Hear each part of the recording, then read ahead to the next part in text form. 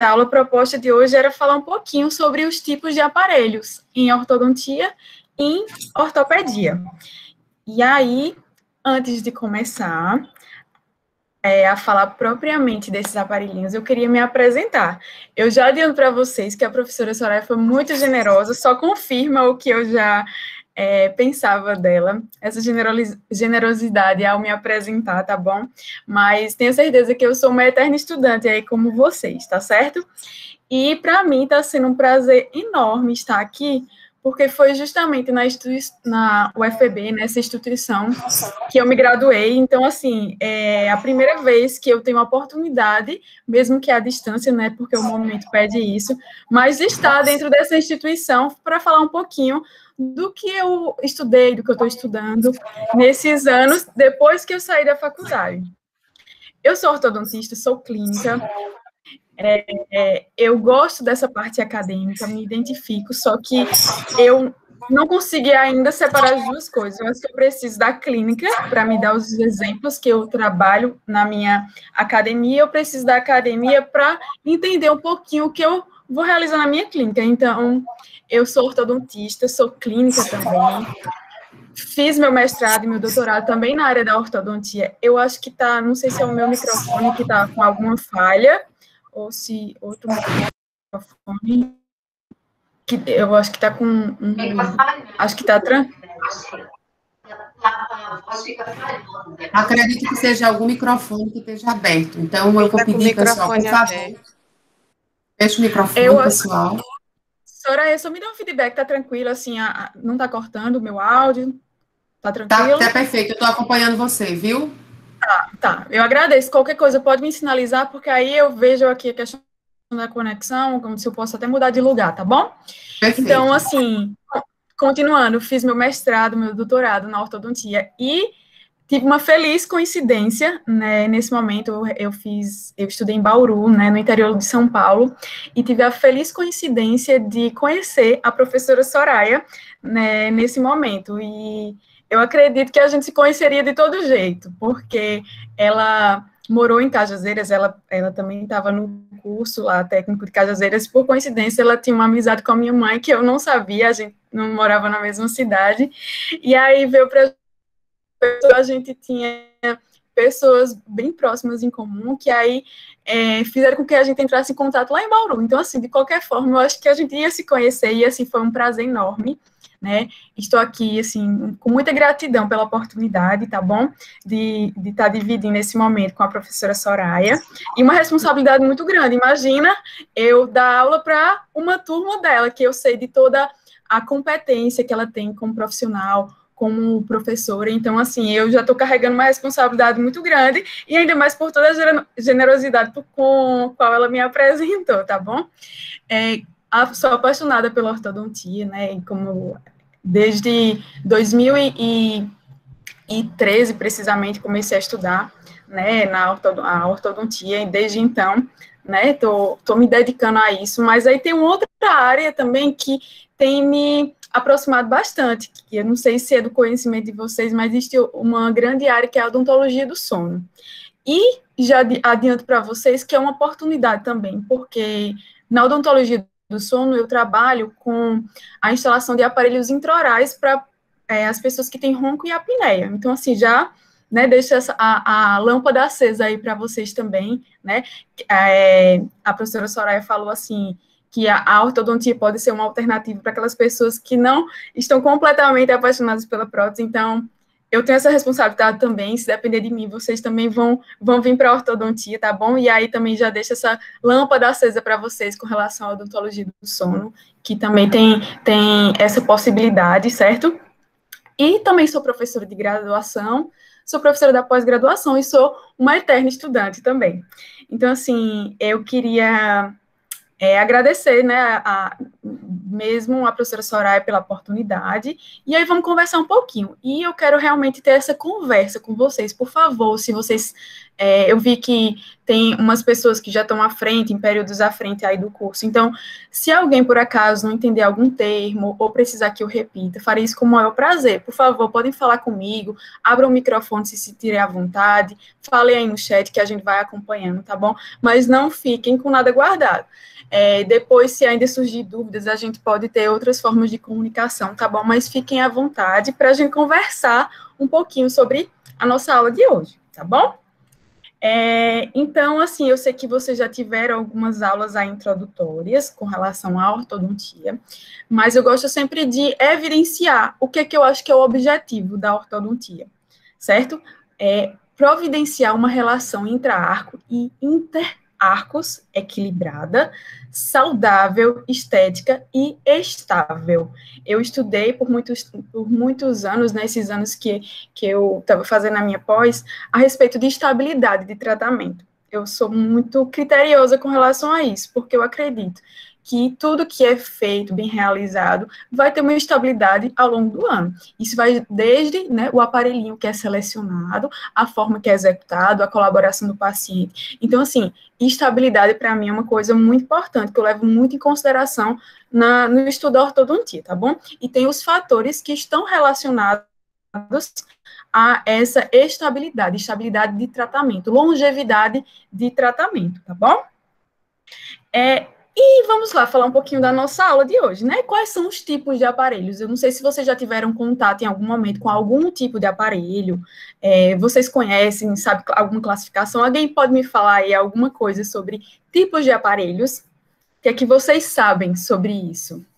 Eu me refiro aqui a aparelhos, né, no caso, aparelhos ortodônticos, tá certo? Ortopédicos. Alguém pode me dar um feedback? Eu já ouvi falar sobre esse tipo de aparelho, ou sobre esse outro tipo de aparelho. Eu quero que seja uma conversa aqui entre a gente, tá bom, pessoal? Fiquem à vontade para perguntar também. Ou então diz assim, nunca ouvi falar em nenhum tipo de aparelho, porque aí a gente vai falar sobre esses aparelhos. Eu conheço porque meus filhos botaram tudo em aparelho. Botaram um aparelho. Então, todo mundo... Depois de adulto. E é interessante essa sua afirmação, porque a gente fala assim, depois de adulto, né? Porque antigamente tinha-se um mito que só quem colocava aparelho era criança. Hoje a gente já sabe que com todos os recursos que a gente tem, isso mudou, né? Hoje a gente só precisa ter boca saudável, as estruturas de suporte dos dentes saudáveis para a gente colocar o aparelho. Então, independe da idade com relação a isso, tá bom? Mas, assim, tenho certeza que vocês já ouviram falar sobre alguns tipos de aparelho, principalmente os aparelhos fixos. Mas aqui eu vou trazer uma classificação para vocês, até para a gente poder entender um pouquinho desse universo, certo? Também tinha um mito do preço, né? Exatamente. Porque o que é que acontecia? É mais acessível, exatamente. Agora, por que essa associação com o valor, né, que antigamente se tinha? É por isso que antes de falar dos tipos de aparelho, eu gosto sempre de tocar no assunto que é da história, né? Muitas vezes esse preço, né, que era elevado antigamente, pode estar muito ligado a isso. Por quê? Tudo que se tinha relacionado a aparelho, a ortodontista, vinha de fora. A gente não tinha isso aqui no Brasil, né? Então, é interessante eu trazer um pouquinho desse histórico para vocês, para a gente falar sobre esses tipos de aparelho. Então, isso pode estar relacionado, sim, né? Antigamente, a gente tudo importava. Hoje, né, graças a Deus, a gente tem produções nacionais, aparelhos, marcas, então, se tornou, sim, mais acessível, certo? Então, assim, desde a antiguidade, né, lá na idade antes de Cristo, já se tinha essa ideia, né, de dentes apinhados, para quem não sabe, aqueles dentinhos que tomam espaço do outro, não ficam sem espaço ali no arco dentário. E aí tem posições irregulares, e isso tem sido, naquela época, foi um problema, né, mas, assim, não se tinha evidência científica, não tinham-se estudos para entender o que é que estava acontecendo, se haveria formas de prevenir, né, aquele problema, ou se de tratar, de curar aquele problema, certo? Então, as primeiras tentativas para corrigir essas desordens datam de pelo menos 1000 anos antes de Cristo. Olha só que quanto tempo já se tinha essa noção, né, de dentes bem alinhados, talvez até pela antiguidade, né, traz tudo aquele clássico, aquele tudo no seu lugar. Então, por que não os dentes no lugar também, né? Então, os aparelhos ortodônticos primitivos, eles foram encontrados, sim, em escavações gregas e etruscas naquela época. Já havia realmente a consciência que os dentes traziam uma má aparência, né, para as pessoas. Eles adoravam o que era belo para eles. Então, eles já associavam, né, essas irregularidades de dentes a algo que não era belo, algo que eles não consideravam belo, certo? Então, conforme isso, existem relatos, né, lá de Hipócrates, realmente lá na idade antes de Cristo, certo? Então, o que é que Hipócrates, né, que é considerado o pai da medicina, trazia? A gente não tinha a odontologia ainda como ciência, né, mas tudo relacionado a essa parte da saúde, a gente trazia, né, nos relatos de Hipócrates. Então, ele escreveu um tratado, né, ele é considerado o pai da medicina, e só que a medicina dele era baseada em fatos, né, o que ele via, o que ele acreditava, o que ele pensava. É assim que se fazia antigamente. Então, ele começou a relatar nesse tratado sobre as primeiras quedas dentárias, e ele até tem uma média para isso, que não é muito diferente dos dias de hoje, né? Os dentes, nesse tratado, ele relatava que os dentes caíam, por exemplo, aos 7 anos, o que é bem parecido com os dias de hoje. E ele acreditava que existia realmente uma predisposição das pessoas a terem dentes tortos, dentes fora do lugar, dentes sem espaço para se acomodarem no arco, né? E isso também podia estar relacionado a um outro problema, que era dores de cabeça. Então, na época, ele falou assim, pessoas que têm dentes tortos têm mais dor de cabeça. Ele fazia essa associação, só que de forma empírica, não tinha ciência para isso, certo? Mas a gente já tinha esses relatos ali atrás. E, dando sequência, né, Aristóteles também, ele escreveu uma obra, né, onde ele comparava as dentições de várias espécies, animais e as espécies também humanas, né? Então, ele via características, né, de cada uma dessas espécies. Isso pode ser também uma base para muitos estudos, né? Uma vez que, para a gente saber o que é que está errado, a gente precisa seguir algum padrão de referência. Então, ele caracterizou o que ele tinha ali na época, né? Então, ele fez caracterizou dentições de animais, tanto a dentição humana, na sua obra, certo? O Celsus, ele também fez relatos acerca da queda de dentes de leite, né? O termo lá, dentes de leite, né? Para quem não sabe, a gente, né? Como a gente está em uma turma que é técnica, então a gente já vai falar o termo técnico também, que são os dentes descidos. Mas para a maioria da população, são os dentes de leite, já naquela época já se tinha esse termo por conta da cor, né, dos dentinhos descidos. Então, assim, já tinha-se que havia queda dos dentes de leite, né, já percebia-se que aqueles dentinhos realmente iam cair, porque viriam outros dentes para substituir. E ele, nos relatos dele, ele afirmava uma outra coisa super interessante, que era com relação, assim, depois que os dentes de leite caíam, ele recomendava, né, se conversava entre a população, para fazer pressão digital, para que os dentes que vinham a nascer, os dentes permanentes, fossem para o seu lugar. Isso faz algum sentido para vocês? Faz essa pressão, alguma coisa vocês podem relacionar? O que é que vocês me dizem acerca disso? Isso é bem interessante, porque a gente não tinha base, né, científica naquela época, porém a gente sabe que isso tem uma verdade, sim, associada a isso, essa pressão digital que ele recomendava. Ele falava assim para as pessoas, depois que os dentes de leite caírem, vocês devem fazer uma pressão para os dentes permanentes, para eles irem para o local. Isso a gente pode ver, mas, assim, em um outro sentido, nas crianças e até alguns adultos que fazem sucção de dedo, sucção digital. E a gente sabe que isso pode causar, de fato, deformidades, né, na arcada, na posição de dentes, né? Quando as pessoas têm dentes, apresentam dentes alinhados, e aí tem esse hábito, né, que a gente chama um hábito deletério. Então, quando tem esse hábito com frequência, os dentes podem ir para uma posição errada. Exatamente, tem os hábitos deletérios. Só que naquela época, o que é que ele recomendava? É que as pessoas que tinham os dentes tortos deviam fazer a pressão para os dentes ir para o lugar. Então, faz algum sentido, sim, o que ele falava naquela época, né, lá naquela idade antes de Cristo ainda, certo? E aí, dando sequência, tem lá já no Renascimento, né, eu dei um pulo aqui na história, mas queria trazer esses relatos que eu acho interessante para vocês, antes da gente falar um pouquinho dos aparelhos.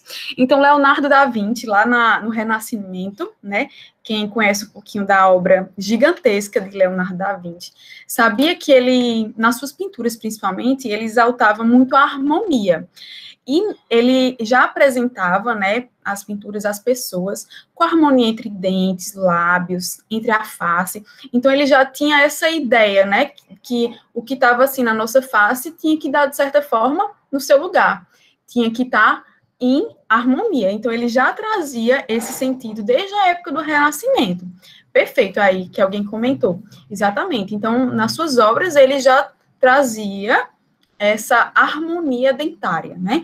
A ideia de que os dentes deveriam estar bem posicionados para o padrão de beleza daquela época, que a gente pode considerar assim, tá certo? Então, ele já tinha essa ideia de proporção, né? Que a gente tem tantos estudos hoje em dia, mas ele já, naquela época, ele já trazia essa ideia de proporção, tá bem? E aí, a gente tem lá no berço, né, lá da nossa história, lá na Europa, a gente tem uma personalidade que a gente pode considerar essencial para a nossa odontologia, para a ortodontia, né, para a especialidade em si.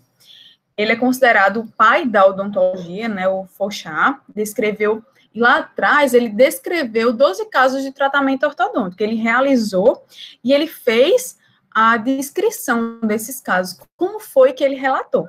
E assim, quando a gente tinha relatos escritos, as pessoas começavam a copiar. Então, que a gente consegue disseminar, né, a produção. E ele foi esse precursor. Ele começou a tratar e a registrar a forma, o passo a passo, o planejamento dele. Então, ele foi muito, muito importante para a nossa ortodontia, além de que, né, desses relatos, ele trouxe o precursor do primeiro aparelho ortodôntico que a gente pode considerar, que é bem arcaico, como vocês podem observar, né, nada mais é do que uma cinta com alguns fios de aço amarrados. Como é que isso funcionava? Ele levava lá para o arco, e aí, como vocês podem ver, esses fiozinhos, né, na parte de dentro, ele deveria estar amarrando os dentes. Então, os dentes que estavam em má posição, à medida que fossem amarrados, eram trazidos para essa forma do arco. Então, esse aparelho de bandô, ou bandolê, né, como eles chamavam na época, foi um precursor de um aparelho ortodôntico, certo? E quem é que praticava odontologia naquela época? Quem é que não existia odontologia como ciência, não existiam escolas de odontologia, né, para que as pessoas aprendessem um pouco mais, não existiam cursos técnicos, certo? Mas quem mais praticava odontologia eram os ferreiros e os joalheiros.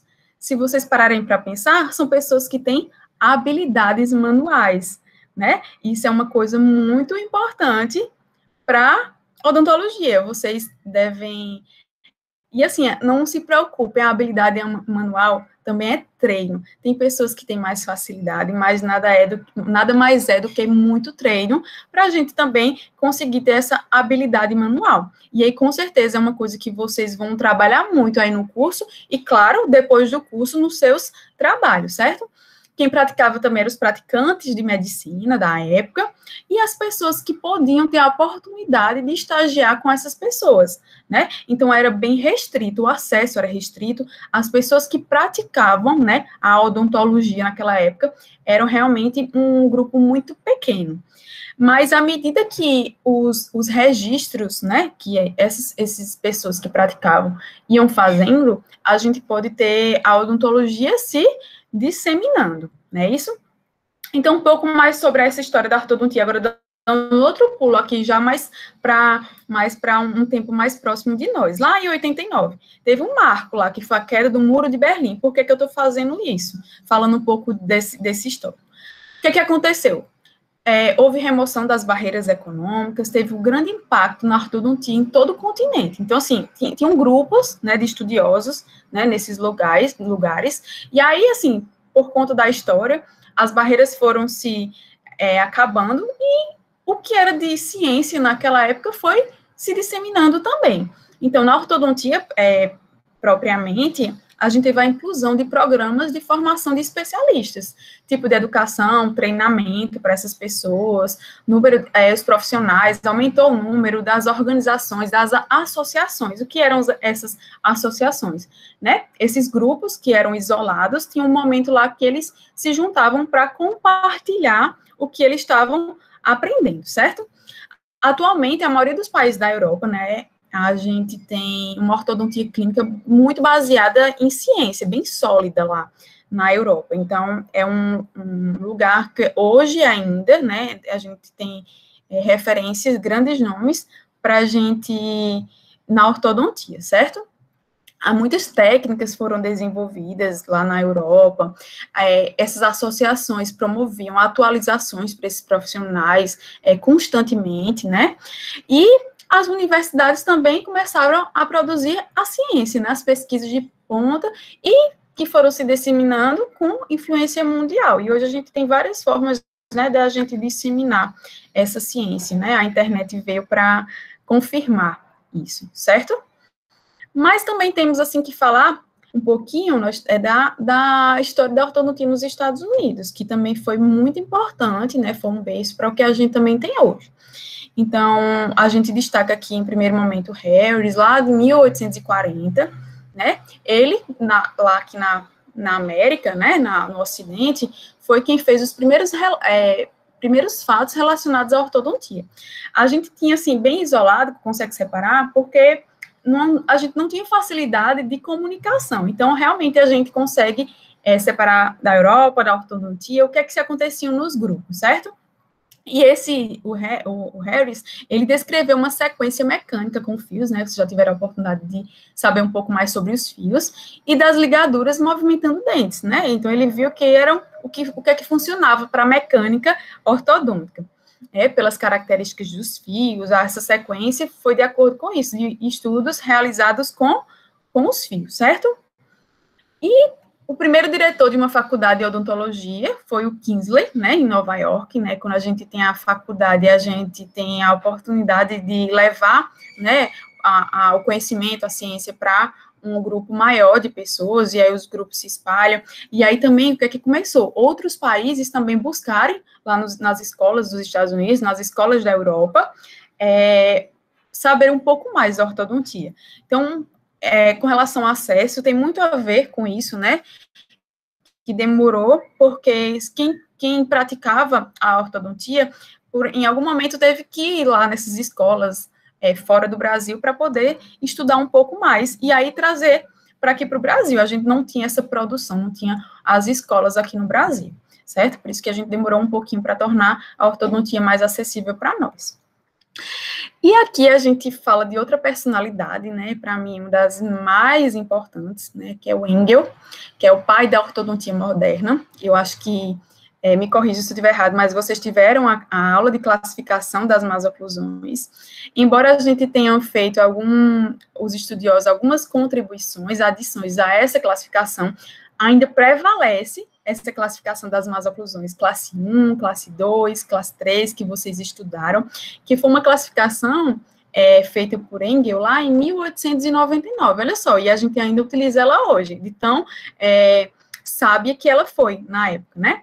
O Engel, ele fundou uma escola de ortodontia, logo que ele lançou essa classificação. Então, assim, ele queria trazer mais pessoas para perto para mostrar a classificação e essas pessoas poderem disseminar. Ele criou uma sociedade americana de ortodontia, que era justamente para fazer essas associações, pequenos congressos na época, né? Então, esses grupos vinham, os estudiosos vinham de vários lugares para se juntarem e compartilharem essas ideias. Ele também foi importante, porque ele criou o jornal, ou a revista científica, né, para divulgar, né, o que eles estavam fazendo, e criou a maior associação de ortodontia que a gente tem hoje, que ainda hoje, né, ele criou lá em 1935, e até hoje nós temos encontros anuais dessa associação, né, de ortodontia, sempre acontece mais ou menos no mês de maio, então, assim, foi ainda da criação dele lá atrás, certo? Então, Engel, para mim, é uma dessas grandes personalidades que mais contribuiu com a ortodontia que a gente tem hoje, certo? E, por que não falar da primeira mulher na ortodontia, né, que, por coincidência, ela trabalhava com Engel, né, depois ela casou com Engel, então, uma pessoa que sempre era o braço direito dele, então, ela pôde aprender muito com o que Engel estudava, né? Então, foi a Anna Hopkins Engel, né? Foi a primeira mulher a se destacar na ortodontia, certo? E ela era o braço direito do Engel, tá bom? Então, aqui é um protótipo do que o Engel lançou na época, né? O que a gente chama de arco-é, né? Era tudo pré-fabricado, então, assim, só tinha uma medida. E aí, era possível fazer ajustes nesse aparelho para que os pacientes pudessem usar. Se vocês puderem observar aqui, tem essa banda, né, o anel, que era totalmente ajustável, né, para caber em qualquer tamanho de dentes.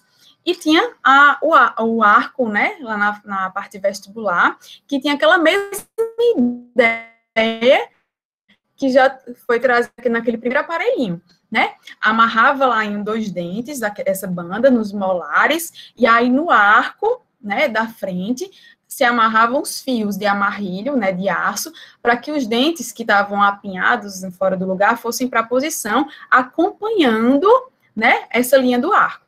Então, foi o protótipo que o Engel criou naquela época, tá bem? Então, o que é que se teve ainda nessa época, né? No primeiro congresso de ortodontia, lá em 1926, a presença de 450 ortodontistas de todo mundo, né?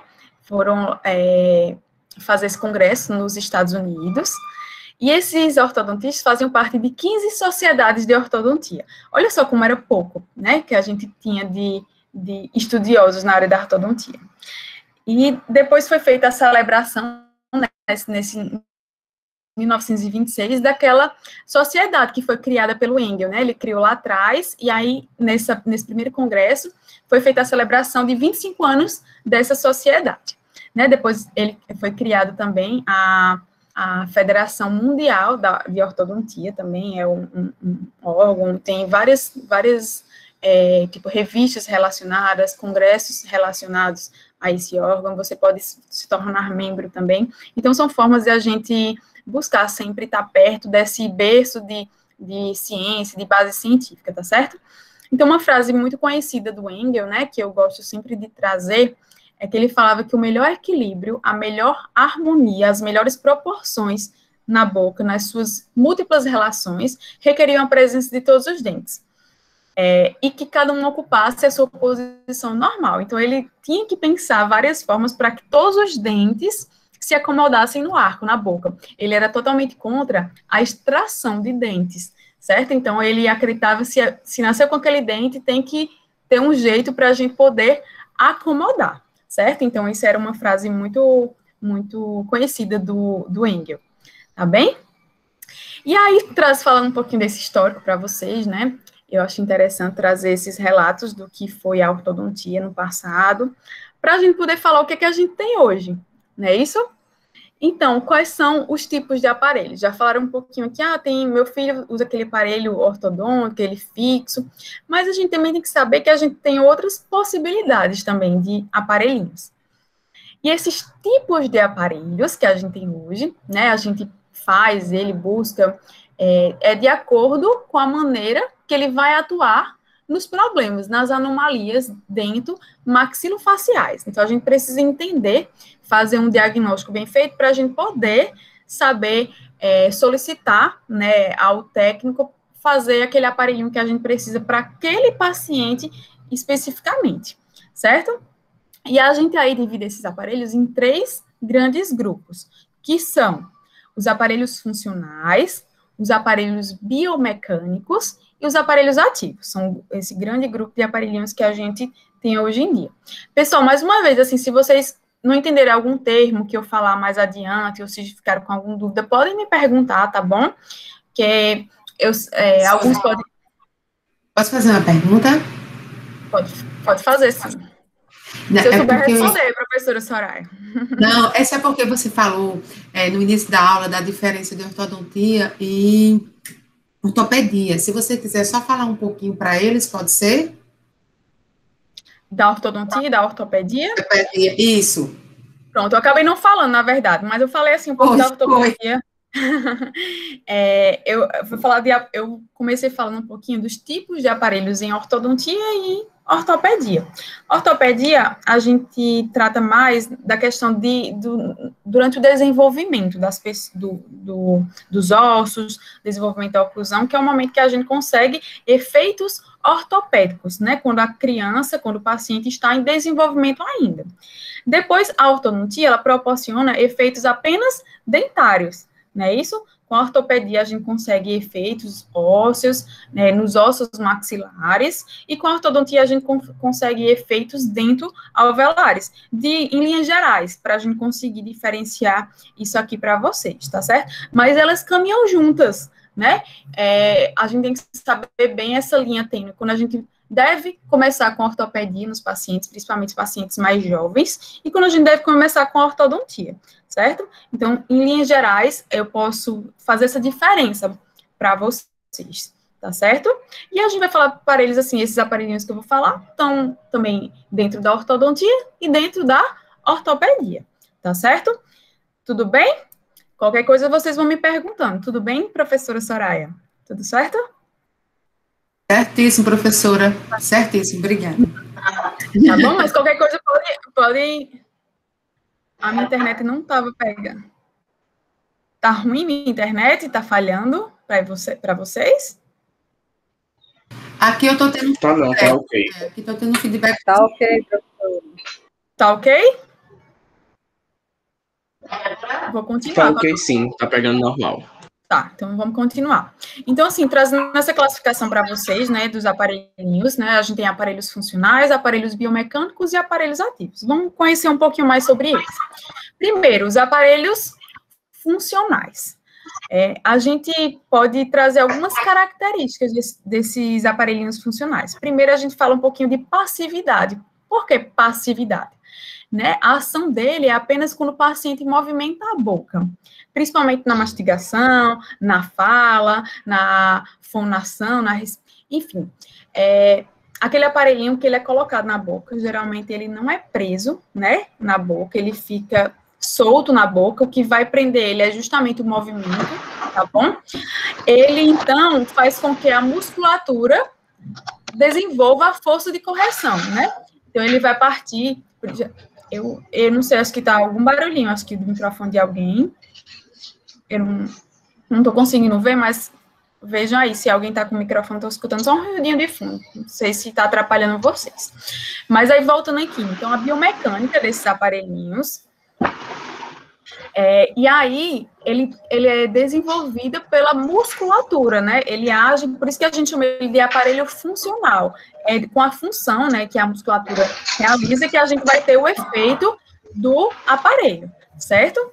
Então, os aparelhos, né, eles vão transmitir a força que eles estão recebendo da musculatura. Conexão, né? Conexão. Oi, pessoal. Josenilda, por favor, feche seu microfone, que tá dando vindo para cá. E aí, ó,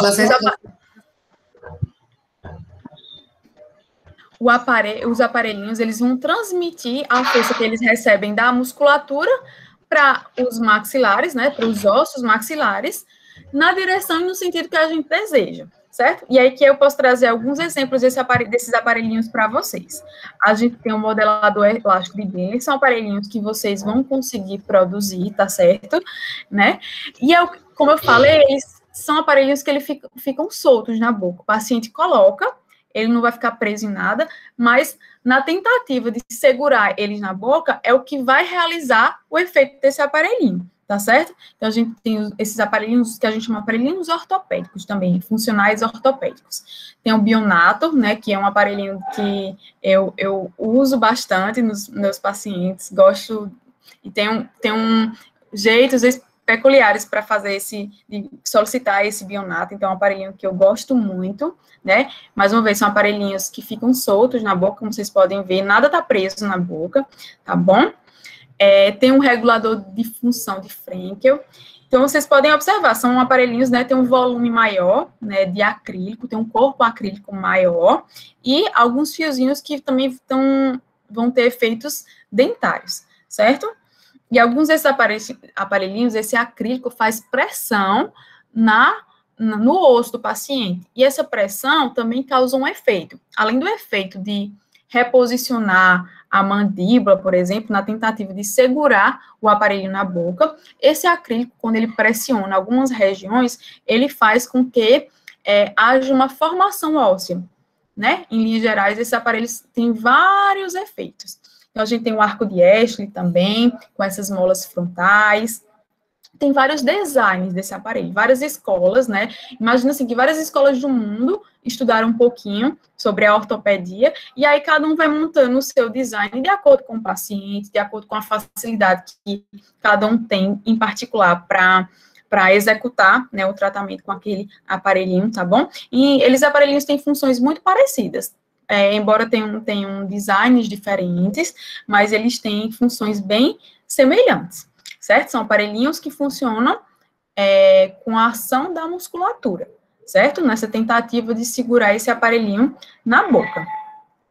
Ou seja, eles não intervêm diretamente nos dentes, né, dos pacientes, não tem esses efeitos dentários, né, e nem nos ossos, né? Mas eles visam a normalidade da forma dos suportes, né, da função muscular.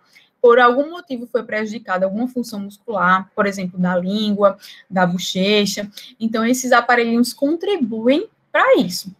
E aí, eles são bem presentes na ortopedia que a gente chama ortopedia funcional dos maxilares, né, que caminham juntos aí da ortodontia. Esses aparelhos só são usados no arco superior. Na verdade, eles são aparelhinhos que são presos aos dois arcos. Se a gente voltar aqui, todo esse acrílico, ele não pega só na parte superior, ele pega em tanto superior quanto inferior, ele fica na boca solto, e aí, para segurar o aparelho, tem que ter ação tanto do arco superior quanto do arco inferior. Tudo bem? Acho que eu respondi a sua pergunta, né? E aí, falando um pouquinho sobre essa ortopedia, né, que a gente chama ortopedia funcional dos maxilares. Ela baseia-se nas forças naturais, né? A força da musculatura, na atividade mastigatória que a gente tem. Então, assim, a força que ela utiliza é do próprio organismo, né? Da própria ação muscular dessa região. A partir de que idade pode-se usar os aparelhos funcionais? Olha, tem a paciente que a partir dos 5 anos. Por que não antes? O paciente já apresenta probleminha, a gente sabe que ele tem algum probleminha, por que a gente não utiliza... Eu, particularmente, não uso antes dos 5 anos, porque o paciente, ele não tem ainda a consciência do problema, então vai ser um paciente muito difícil de colaborar. Uma vez que a gente está falando aqui de aparelhos removíveis, então a gente precisa da colaboração do paciente para usar. O aparelho só vai funcionar também se ele estiver na boca. Então, o paciente precisa ter um mínimo de consciência, né? Então, às vezes, nem os pacientes de 5 anos têm essa consciência para colaborar, mas a partir dos 5 anos já são muito bem-vindos esses aparelhinhos, certo? Então, com esses aparelhinhos, né, com a ortopedia, a gente tem a possibilidade de graduar essa atividade por intermédio do posicionamento da mandíbula. Alguns aparelhinhos a gente pode ir ativando, à medida que a gente vai conseguindo o efeito, né? Eu consegui o efeito da mandíbula, direcionar para que ela fosse um pouco mais para frente, né? A gente não vai fazer isso tudo de uma vez, dependendo do problema que o paciente apresente. Mas esses aparelhinhos, a possibilidade de a gente ir ativando aos pouquinhos, certo? À medida que a gente vai conseguindo o efeito, aí a gente vai conseguindo, né? Vai graduando essa ativação, certo? Esses aparelhinhos ortopédicos, eles também estimulam uma outra região, que é a região das articulações. Uma vez que ele mexe, reposiciona a nossa mandíbula, que é o único osso móvel que a gente tem na nossa face, e como a mandíbula está ligada diretamente na articulação, então a gente tem uma estimulação dessa atividade também da articulação, com o uso desses aparelhos ortopédicos, né? Então, a gente pode condicionar as modificações na mesma, a gente consegue os efeitos na oclusão, para se obter também a correção das relações maxilares incorretas. Em outras palavras, a gente está tentando corrigir efeitos dentários, mas como a gente lança mão dessa ortopedia, né, e a gente sabe que a gente vai ter efeitos ortopédicos, efeitos aqui nos ossos, a gente consegue corrigir a oclusão, ao passo que a gente também consegue correção nessa relação intermaxilar. Porém, isso só é possível, imaginem, né, se o paciente ainda estiver em uma fase de crescimento. Por isso que a gente tem idades, né, tem estudos que mostram qual a melhor hora da gente intervir com a ortopedia nos pacientes. A ortodontia não. A gente pode, um paciente adulto, adulto jovem, adulto mais velho, mas a ortopedia tem um momento para ela, certo? É quando esses pacientes estão em crescimento, certo? Então, existem complementos desses aparelhos, que também podem ter de atuação mecânica. Eu vou falar um pouquinho dos aparelhos biomecânicos, mas só para vocês entenderem que em alguns pacientes a gente precisa lançar mão de dois. Então, a gente consegue associar aparelhos funcionais a aparelhos mecânicos, como vocês podem observar aqui. Imagine assim, que essa plaquinha, né, esteja agindo ortopedicamente e usando esse arco extrabucal também para agir de forma mecânica, ou o arco também, dependendo da quantidade de horas de uso desse arco extrabucal. E aqui eu quero já trazer para vocês que o nome dele não é freio de burro, tá bom? Eu nem gosto desse termo, então sempre que eu vou falar um pouquinho desses aparelhos, eu gosto sempre de trazer isso para vocês, para a gente sempre chamar o nome correto, né? Uma vez que a gente é da área, a gente tem que usar o termo técnico, e até para desvencilhar um pouco desse termo freio de burro, né, que pode até bloquear o uso dele, e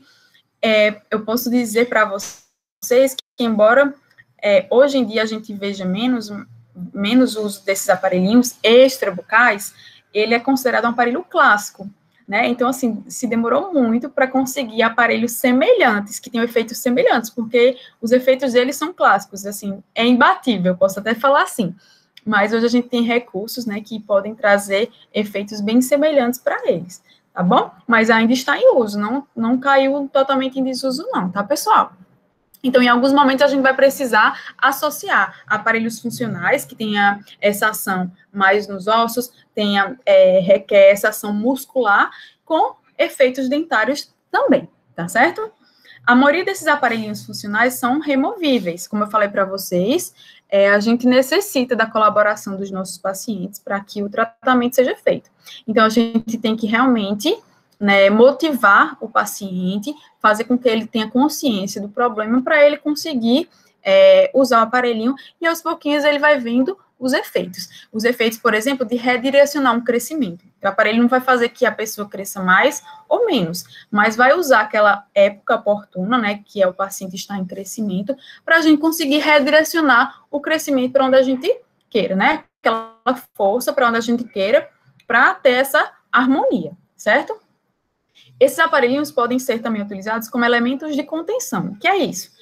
Após algum tratamento ortodôntico, por exemplo, eles podem ser usados como contenção para manter o resultado. O que eu falei naquela hora para dar estabilidade ao tratamento. Então, a gente lança mão, por exemplo, de aparelhos funcionais para a gente manter resultados de outras terapias, por exemplo. Ou mesmo de tratamentos realizados com aparelhos funcionais, a gente, após conseguir o resultado, a gente também pode deixar que esses aparelhinhos fiquem passivamente, né, na boca, como contenção, para a gente também conseguir essa estabilidade, né? A gente usa para imobilizar os dentes após as correções também, certo? Tudo bem, pessoal, a respeito desses aparelhinhos funcionais. Aí agora a gente vai falar um pouquinho sobre os aparelhos biomecânicos, certo? Então, o que são esses aparelhinhos biomecânicos? São aparelhos também utilizados na fase de crescimento, né? Aqui eles podem ser fixos ou removíveis. Por exemplo, a gente tem um exemplo bem clássico, que é esse arco extrabucal, certo? Eles promovem forças intensas que resultam em alterações esqueléticas, né? Eles alteram a estrutura do paciente, uma vez que ele seja usado na fase de crescimento. Não adianta a gente usar um aparelho que traga resultados para o crescimento se o paciente já passou dessa época. Então, um aparelhinho, para ele ter esses efeitos esqueléticos, esses efeitos ortopédicos, eles precisam ser utilizados na fase de crescimento do paciente. E aí eles têm essa capacidade de alterar a estrutura óssea, redirecionar algum crescimento que a gente já tenha diagnosticado que vá para um lado que a gente não queira, né? Ou que esteja mais para trás ou mais para frente, então ele ou puxa ou dá aquela segurada. Ele vai redirecionar aquele movimento, aquele crescimento, certo? E aqui eu posso destacar alguns aparelhinhos aqui para vocês, que é a máscara facial, a máscara de Petit. Essa é uma máscara pré-fabricada, certo?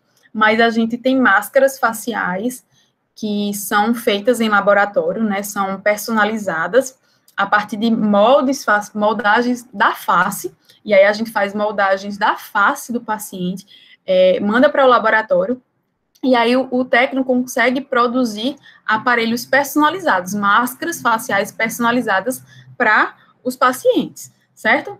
O outro tipo é o disjuntor, por exemplo, disjuntor de McNamara, que esse aparelhinho tem esse parafuso aqui no meio, tem essa parte acrílica aqui na região posterior, cobrindo os dentinhos. Tem o splint maxilar, né, que é uma associação, ele tem um pouco de...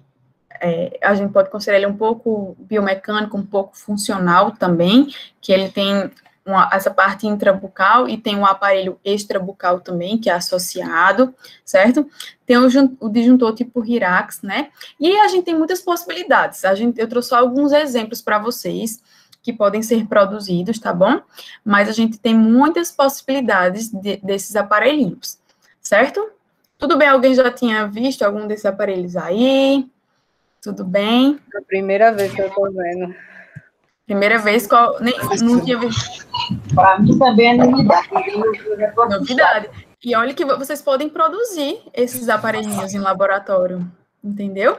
Não é só a gente só tem que dar aquele aparelho ortodôntico, né, o fixo, que é com breque colado, mas a gente tem muito mais possibilidade, principalmente se a gente chega com um paciente em fase de crescimento. Particularmente, eu adoro quando o paciente chega para mim naquela dentadura mista, tá trocando os dentinhos. Por quê? Eu tenho uma janela de oportunidades. Às vezes o paciente, aquele aparelho ortodôntico com os brackets colados. Eu disse, não, a gente tem muito mais oportunidade, né? Muito mais chance com outros aparelhinhos, né? Dependendo do problema que ele apresente, a gente tem uma gama, tem uma quantidade enorme de aparelhozinho. Como eu falei para vocês, eu mostrei alguns exemplos, mas assim, a gente tem vários designs desses aparelhinhos, né? Que funcionam da mesma forma, certo? Aqui é só exemplos, tá bom? Nos aparelhos anteriores, teria como, por exemplo, daqueles que você apresentou, né, desde o início, dizer, tipo, esse aparelho a gente usa mais ou menos para expandir, tem como fazer esse resumozinho? Ele já tem noção, né, da classe 1, da classificação, não, né? Não. Ele só tem noção, você vai ter que falar outra linguagem, não chegar ainda na parte da classificação. Só as 3 chaves de oclusão, tá, Gabi? Certo. Não, as 3 chaves de oclusão, né, que é até aquela classificação que eu falei para vocês, que é a classificação de Engel, né, que é uma classificação bem antiga, mas que a gente ainda usa nos dias de hoje. Então, aqui, a maioria desses aparelhinhos, né, ortopédicos, são usados para aquele paciente classe 2. O que é o paciente classe 2? Imagine aqui a maxila e a mandíbula lá atrás. São aqueles pacientezinhos que tem a maxila mais para frente. E aí, quando a gente coloca esse aparelho na boca, na tentativa de segurar o aparelho na boca, a mandíbula precisa avançar. E aí, ó o que vai corrigindo os dentes e vai corrigindo também, redirecionando o crescimento do osso da mandíbula, certo? Então, a maioria desses aparelhinhos tem, por exemplo, possibilidade, esse aqui, o regulador de Frenkel. A gente pode usar para esse problema e dependendo, assim, a gente inverter, né, alguns acessórios dele, a gente pode usar para o problema oposto, que é o paciente que é classe 3. O que é o paciente classe 3? É aquele que tem muito desenvolvimento da mandíbula, certo? E a gente precisa dar uma segurada naquela mandíbula e avançar a maxila. para a gente ter essa relação correta. Qual que é a relação correta? É sempre a maxila cobrindo a mandíbula, os dentes superiores recobrindo os dentes inferiores, funcionando numa relação que a gente pode falar de caixa-tampa. Imagine que a mandíbula é a caixa e a maxila sempre será a tampa. Então, os aparelhinhos a gente tem que pensar nessa forma.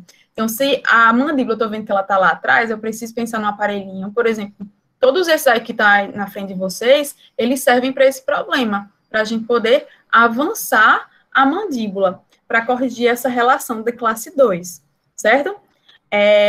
Eles viram essas chaves, um pouquinho dessas chaves de oclusão. A primeira chave de oclusão que vocês têm é a relação molar, não é isso? Que tem classe 1, classe 2, classe 3. A classe 1, a gente fala que está na relação molar correta. A classe 2, o molarzinho inferior está lá atrás, né? Então, a gente precisa trazer ele para frente.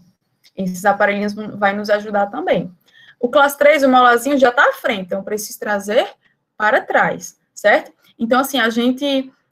esses aparelhinhos, alguns deles são adaptáveis, a gente troca, inverte os acessórios, o que é de superior, a gente bota para inferior, o que é de inferior para superior, e a gente consegue corrigir o problema oposto, que é o classe 3, certo?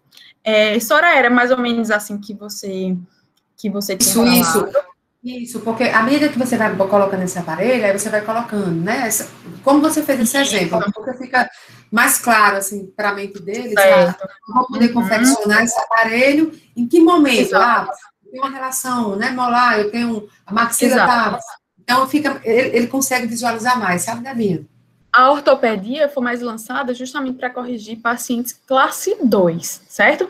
Então, assim, viu-se que tinham problemas classe 3, que é o contrário, e foi sendo possível fazer adaptações nos aparelhinhos para a gente usar no problema oposto. Mas a maioria dos aparelhinhos que a gente tem aí, ortopédicos, são para pacientes que apresentam essa relação de classe 2, tá bom? E assim, ó... Esses aparelhos, uma vez confeccionados para fazer, como se diz, corrigir, né? Aí, no caso... eu faço ele, vamos dizer, eu faço o laboratório e mando para a senhora. Aí, depois que vai voltando normal, vai voltando à posição normal, a senhora vai ajustando ou tem que fazer outro aparelho? Não. Esses aparelhos que eu mostrei, por exemplo, os ajustes deles são feitos no acrílico. Então, assim, à medida que eu vou conseguindo o que eu preciso, eu vou desgastando o acrílico em pontos específicos, mas ele é feito apenas uma vez, certo? Exceto em alguns casos. Lembra que eu faço ele para avançar a mandíbula, certo? Então, quando eu for moldar o meu paciente, eu faço o meu paciente já com a mandíbula avançada. Eu faço uma mordida de cera nele, peço para ele morder avançado, para quando eu mandar para o laboratório, o técnico fazer o aparelhinho para que o paciente morda avançado. Entendeu? E aí o paciente já vai morder. Quando o avanço precisa ser muito grande, aí em alguns momentos, né, um avanço grande acima de 7 milímetros, então assim, tem pacientes realmente que têm essa discrepância muito grande, e aí eu não consigo fazer o avanço de uma vez só, pedir para ele morder de uma vez, mandar para o laboratório e você produzir o avanço completo. Então, nesses casos, né, que são mais raros, a gente pede realmente 2 aparelhos. Quando a gente consegue o efeito total do aparelho, a gente molda novamente o paciente e pede para confeccionar um novo aparelho. Quando não, que na maioria dos casos, a gente pede para confeccionar o aparelho como se o paciente estivesse mordendo avançado, entendeu? Eu peço para ele morder para frente, para eu poder moldar, e aí a confecção do aparelho se dessa forma.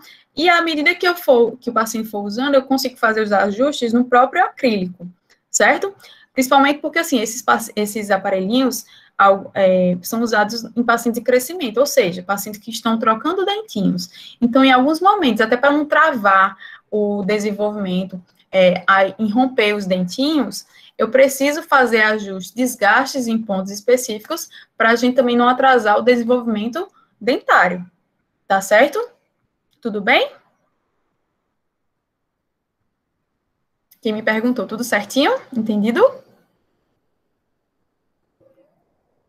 Agora tudo certo. Pronto, vou avançando. Qualquer coisa vocês podem ir perguntando, fiquem à vontade. Então, passei aqui, falei um pouquinho da ortopedia, falei um pouquinho aqui, e aí a gente ia começar a falar um pouquinho desses aparelhos biomecânicos, certo? São aparelhinhos também utilizados nessa fase de crescimento, podendo ser fixos ou removíveis. Só que ele, diferente dos aparelhinhos funcionais, que são, a ação dele é produzida pela musculatura, esses aparelhinhos vão produzir a própria força, são forças mais intensas, né? Que vão resultar em alterações esqueléticas, e eles alteram também a estrutura óssea do paciente. Como o exemplo desse aparelhinho, por exemplo, a máscara, né? O que acontece com a máscara? Deixa eu explicar aqui para vocês. O paciente classe 3, né, que tem a mandíbula lá para frente. Então, eu preciso dessa segurada na mandíbula. Veja aqui, ó. Aqui está segurando no queixinho. Ao passo que tem um elástico aqui saindo da boca do paciente, que é justamente para puxar a maxila. Então, eu estou puxando a maxila, segurando a mandíbula para a gente devolver, né? E o paciente está assim. Então, eu vou puxar a maxila, segurar a mandíbula para a gente devolver essa relação correta. Então, essa função dessa máscara, que também pode ser produzida, personalizada para o paciente, tá bem? A partir de uma moldagem da própria face. Esse aparelho que é o disjuntor, pacientes que têm essa maxila mais fechadinha. Paciente que tem hábito de sucção de dedo, de chupeta, em algum paciente que é respirador bucal, né? Ele tem esse estreitamento do arco superior, certo? E aí, com esse estreitamento, a gente precisa ampliar para, lembra lá, da relação caixa-tampa. Então, eu preciso ampliar, né, o meu arco superior para ele tampar o inferior. Então, em alguns momentos, eu vou precisar lançar mão de aparelhinhos. Imagina que é um parafuso aqui no meio. Esse parafuso expansor, ele vai abrir, né, uma sutura que a gente tem ali na região do palato, vai abrir, e aí assim eu vou conseguir expandir o meu arco superior. Olha esse outro aqui, esse splint maxilar. Olha, tem coisas interessantíssimas nele.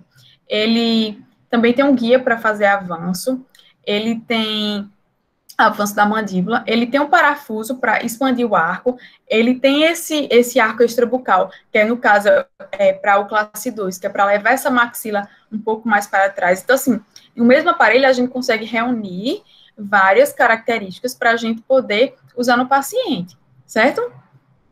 Então, eu diagnostiquei o paciente está com a mandíbula um pouco para frente, eu percebi também que ele precisa fazer mais o avanço da mandíbula, eu percebi que ele está com a maxila fechadinha. Então, eu reúno, né, associo esses aparelhinhos em um só, e eu consigo entregar o melhor aparelho para o paciente, certo? A mesma forma desse aparelhinho, esse disjuntor tipo McNamara, tipo Hirax, eles têm o mesmo efeito. O que muda são algumas características, por exemplo, esse aqui é apoiado nesses anéis, nessas bandas nos dentes dos pacientes. Esse aqui não é com bandas, mas é produzido com um acrílico, né, que é colocado recobrindo esses dentes posteriores, tá bom? Mas os dois têm esse efeito de abrir o palato, né, expandir esse arco superior. À medida que eu ativo esse parafuso que tem aí no meio, eu consigo expandir esse palato, certo? Eles são aparelhos suportados por dentes. Lembra lá que o aparelho funcional, ele fica solto na boca, que a ação dele vem da musculatura, na tentativa de segurar ele, de conseguir avançar a mandíbula para a gente conseguir a relação correta. Já isso aqui, eles são suportados pelos dentes, ou pela mucosa, ou na gengiva, aqui no céu da boca, dependendo. Esse aqui, por exemplo, tem um corpo de acrílico aqui, ó, se observarem bem. Tem acrílico aqui nessa região do palato, tem esses fios aqui que são soldados no corpo e são apoiados em dentes. Aqui, diferente do outro, ó, vou voltar aqui para vocês, o parafuso está bem fechadinho, que não está instalado no paciente. Aqui, à medida que eu vou ativando, perceba como abre isso aqui. Significa que também abriu essa parte aqui no meio, a sutura no meio do palato do paciente, certo? Então, a gente percebe também que alterações alveolares, dentoalveolares, o que é isso? Alterações dentárias. Como os aparelhos são apoiados em dentes, então a gente espera efeitos dentários também, certo? Efeitos esqueléticos e efeitos dentários. Vão ocorrer durante a utilização. Tudo bem com relação a isso? Então, esses aparelhos biomecânicos produzem efeitos dentários e produzem efeitos esqueléticos. Professora, como Sim. é que chega, essa é a pergunta lá do chat, como é que chega para nós no laboratório? Como chega? Para poder, eu, enquanto técnico, confeccionar. Esse aparelhinho aqui, né? vamos lá, vou voltar aqui esse aqui, por exemplo. Essas bandas. Para vocês lá no laboratório, vai chegar essas bandas apenas. Eu vou pegar a banda que cabe melhor no paciente, eu vou testar, né? Eu tenho lá o meu jogo de anéis de banda, certo? E aí, cada paciente tem um tamanho de dente, então eu vou testando até eu encontrar essas bandas específicas para o meu paciente, certo? E aí, eu vou moldar o meu paciente com essas bandas na boca. Moldo, aí depois eu coloco as bandas na moldagem e vai chegar para você o modelo de gesso com essas bandas. A partir desse modelo é que você vai soldar os outros acessórios, né? Esses arcos, vai poder colocar esse parafuso no meio, certo?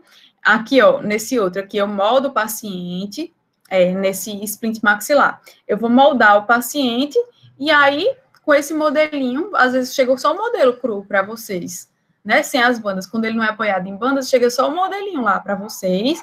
E aí, vocês vão fazer o corpo de acrílico, vão colocar, por exemplo, parafuso expansor quando é necessário, certo?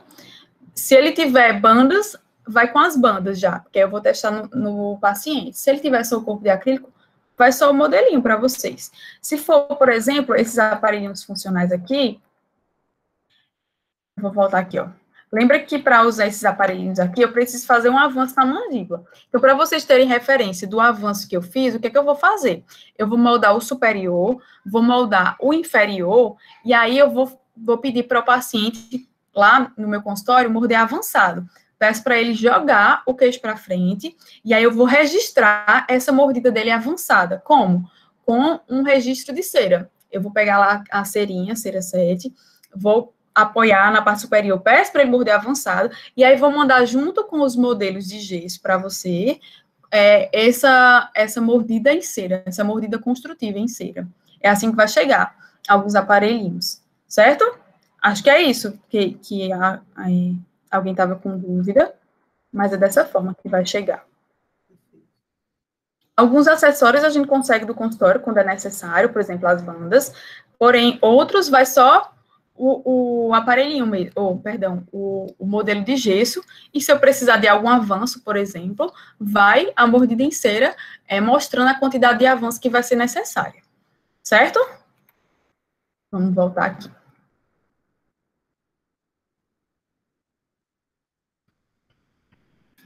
Da mesma forma, aqui, alguns, por exemplo, splint maxilar podem ser apoiados em bandas também, não tem problema. Outros são com esse corpo acrílico, então aí chega para vocês o modelo de gesso, certo? Alguns, por exemplo, esse paciente aqui, ó, ele tem banda, então a banda já vai para vocês. Aí eu moldo com a banda na boca, porque aí depois eu coloco retiro a banda e coloco coloco de volta lá no modelo de gesso e aí vai para o laboratório dessa forma, certo?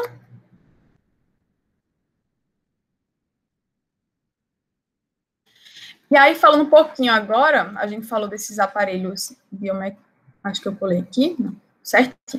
Então, a gente falou dos aparelhos funcionais, aparelhos biomecânicos, e agora a gente vai falar um pouquinho dos aparelhos ativos, certo?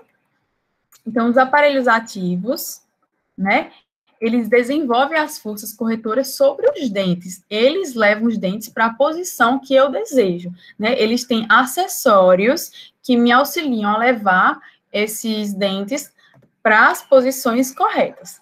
E aí aqui a gente tem os aparelhos ortodônticos fixos, né, que são aqueles aparelhinhos que têm os brackets colados, né, que são aparelhos que a gente chama de aparelho ativo, e esses que tem os brackets, tem os fios ortodônticos e tem os elásticos que amarram os dentes. Por exemplo, o modelo mais convencional é esse.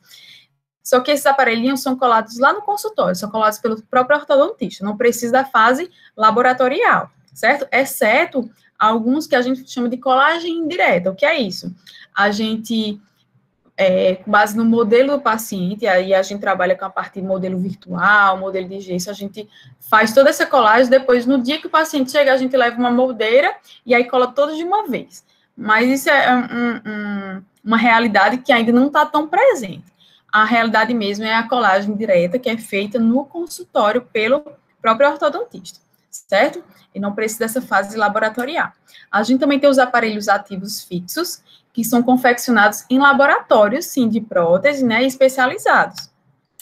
que são a partir dessas bandas ortodônticas que eu mostrei para vocês, esses anéis. Lá no consultório eu tenho um estojo com vários tamanhos de anéis. Vou testar o que cabe no meu paciente. Testei o que cabe nele, eu faço uma moldagem que a gente chama de moldagem de transferência, que é quando eu moldo com as bandas, eu transfiro as bandas, né, vazo o meu gesso lá, mando para o laboratório, o modelo já vai com essas bandas, certo? E aí, no laboratório, que vão ser soldados, por exemplo, outros elementos passivos, elementos ativos e passivos, que pode ser uma barra transpalatina, que eu vou mostrar o exemplo aqui para vocês, um arco com um botão de Nance, os platôs, que é quando a gente pede o acrílico recobrindo, por exemplo, os dentes superiores, anteriores, grades palatinas, por exemplo, pacientes que têm hábito de sucção digital, sucção de chupeta, ou também tem hábito de colocar a língua um pouco para frente, e a gente necessita de uma gradezinha. Eu tenho um exemplo aqui para mostrar para vocês, essa grade, que é produzida lá no laboratório. Essa grade, como ela fica apoiada na parte superior, nesses casos eu preciso mandar o inferior ou superior, até para você saber a medida do inferior e a grade não atrapalhar na hora que o paciente fecha a boca.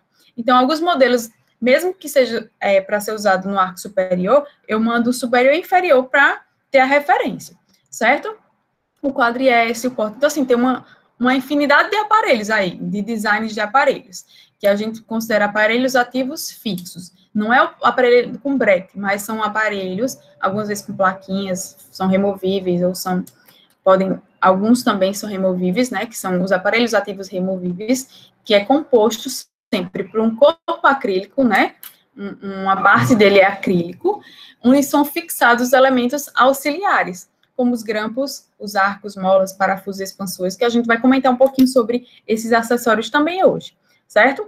Então, a gente tem esses tipos de aparelhos ativos, que são aqueles aparelhos que as forças, né, são sobre os próprios dentes, levando para a posição dentária que eu desejo, para a posição dentária correta, certo? E aqui, ó, por exemplo, vamos lá, essas possibilidades. Tem esse aparelho ortodôntico fixo, como eu falei para vocês, o primeiro, é quando o ortodontista vai colar lá no consultório, diretamente, não precisa dessa fase laboratorial, tá? Tem os aparelhos que são com bandas, né? Bandas com acessórios soldados. Então, lá no consultório, o que é que eu vou fazer? Eu vou testar essas bandas, vou moldar e vou mandar para o laboratório.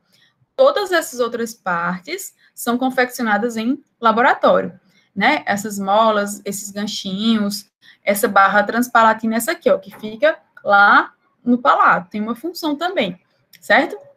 E aí tem a placa acrílica com grade, que eu falei para vocês, alguns pacientes que têm hábito de sucção, têm hábito de colocar a língua para frente, então, se você observar essa grade, fica bem na frente, né, atrás dos dentes, na frente da língua, para impedir que a língua ultrapasse.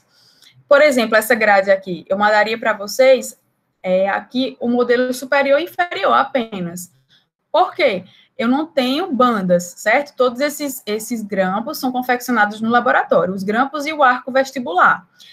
Eu mando o inferior, aqui nesse caso, por conta dessas grades, para saber o tamanho que pode ser essas alças das grades. Então, eu preciso da referência do inferior. Então, nesse caso aí, eu mandaria o aparelho superior e inferior. O modelo superior e o modelo inferior também para o laboratório, certo? Falando um pouquinho mais sobre esses aparelhos removíveis ativos, né? A gente, como eu falei anteriormente, o sucesso depende da estabilidade que ele tiver na boca. Então, aí, a importância da gente fazer um aparelho bem adaptado. E essa adaptação dele é desde a fase lá do consultório, que eu estou moldando, né? Não pode ter nenhum desajuste nessa parte da moldagem. Depois, na parte que eu estiver fazendo a modelagem, né? Estiver vazando para construir o modelo de gesso. E na fase de confecção do aparelho no laboratório, né? Tem que estar tudo bem adaptado para o paciente conseguir essa estabilidade do aparelho na boca, né? Ele ficar bem estável e conseguir usar, porque é um aparelho removível, então a gente precisa dessa colaboração do paciente, precisa de um aparelho minimamente confortável para ele conseguir utilizar. Por isso, a gente faz uma seleção cuidadosa dos grampos, né, os grampos de retenção, que são esses acessórios aqui que ajudam a prender o aparelhinho na boca, tá? Então, a gente tem que saber exatamente quais são os grampos que vão favorecer a estabilidade daquele aparelho na boca, tá bom? E a adaptação da placa propriamente dita, dessa parte acrílica. Então, tem que ser bem feita essa parte acrílica para o aparelho ficar bem adaptado na parte mucosa, que é a parte mole, na parte de gengiva, né? A parte do palato lá, que não é de dente. A numeração do fio, como diferenciar qual será utilizado, cada modelo usa... Deixa eu abrir aqui no chat sua pergunta. Alguém me perguntou aqui. A numeração do fio, como diferenciar qual será utilizado, cada modelo usa uma numeração ou depende de cada caso. Na verdade, a gente usa o fio 07, 08, né? Dependendo do que a gente precisa. Varia bem pouco, né, essa numeração. Professora, perdão, terei que me ausentar, logo estarei de volta, se Deus quiser. Tá bom? Então, assim, a gente tem fios que a gente recomenda para utilizar para a confecção desse aparelhinho. Geralmente o 07, o 08, tá bem? Você recomenda com algum diferente, Soraya, desses? Geralmente esse mesmo. Geralmente nós utilizamos 0,7, né? E para as molas a gente utiliza com espessura menor. 0,6 para as molinhas. Eu vou falar um pouquinho aqui para vocês. Perfeito, perfeito. Deixa eu só abrir aqui.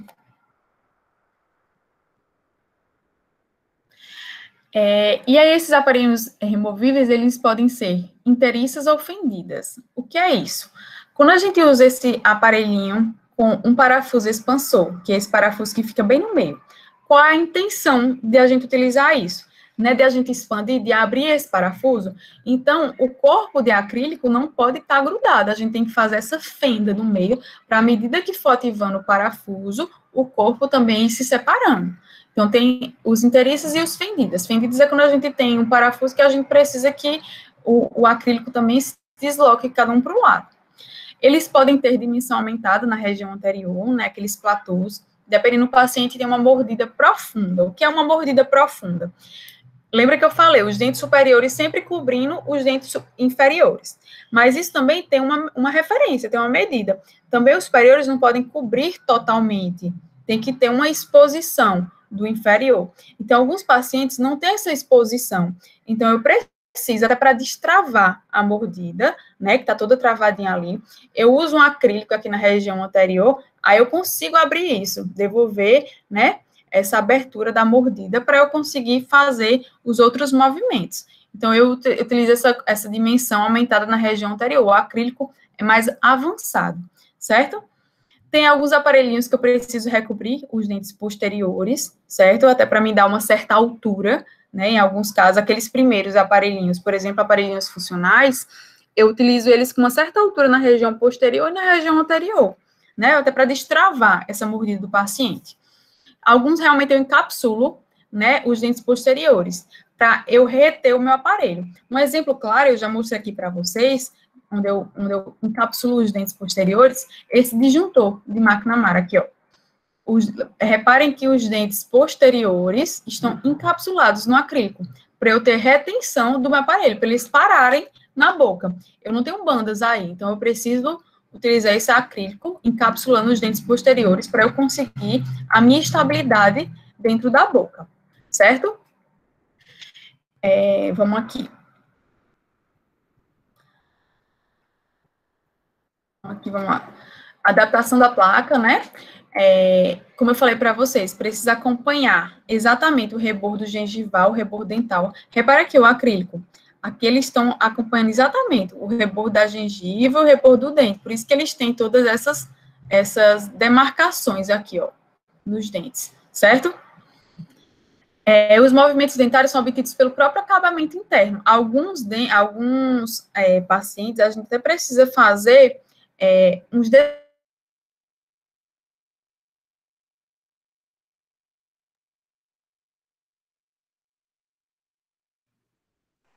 Travou, né? Travou. Enquanto... direitinho qual é o propósito para a gente poder fazer essas demarcações do acrílico. E geralmente... Se você puder só retornar, porque teve um momento que sua tela ficou travada, Debinha.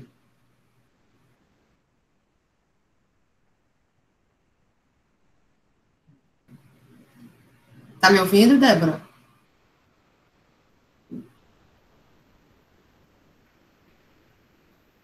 Acho que ela caiu um pouquinho. Enquanto ela retoma, os exercícios que nós vamos trabalhando de forma bem gradual, lenta, justamente... Estão me ouvindo, pessoal? Consegue me ouvir? Ok.